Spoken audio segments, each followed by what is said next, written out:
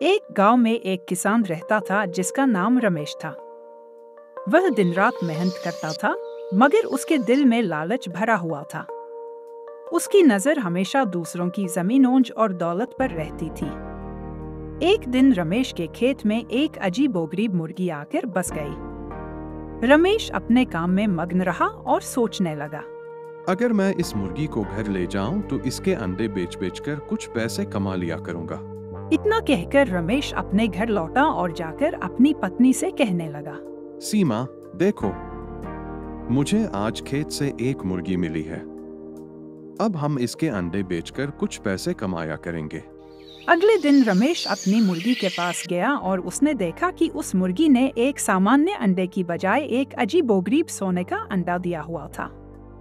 यह देखकर रमेश बहुत खुश हुआ और अपने घर आकर अपनी पत्नी सीमा से कहने लगा, सीमा, देखो, हमारी मुर्गी ने सोने का अंडा दिया है। अब हम जल्दी ही अमीर बन जाएंगे। सीमा ने जवाब दिया, हाँ, अब हम रोज इसका अंडा बेचेंगे और खूब सारा धन कमाएंगे।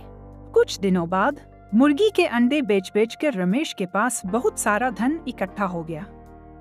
जब गांव वालों ने देखा कि रमेश के पास अचानक धन बढ़ने लगा है, तो वे आपस में चर्चा करने लगे। तुमने सुना? रमेश के पास एक सोने का अंडा देने वाली मुर्गी आ गई है। हाँ, यह बड़ी किस्मत की बात है, पर देखना होगा कि वह इस धन का क्या करता है। कुछ दिनों बाद जब रमेश का लालच बढ़ने लगा, तो उसने मुर्गी के बारे में एक गलत फैसला किया। रमेश खुद से बात करते हुए, क्यों न मैं एक ही बार में सारा सोना ले लूं? यह एक अंडे पर संतोष करना मेरे लिए संभव नहीं। यह सोचते हुए उसने मुर्गी को मार दिया, लेकिन मुर्गी के पेट से कुछ भी नहीं निकला। अब रमेश बहुत पछतावे में डूब गया। जब गांव वालों को यह बात पता चली तो वे इकट्ठा हुए और आपस में बातें करने लगे। यही होता है लालच का अंजाम। देखो, अब न मुर्गी रही न अंडे। यही कारण है कि बुजुर्ग कहते हैं, लालच बुरी बला है। क्या हम में से कोई है जिसने जीवन में कभी लालच के कारण नुकसान उठाया हो?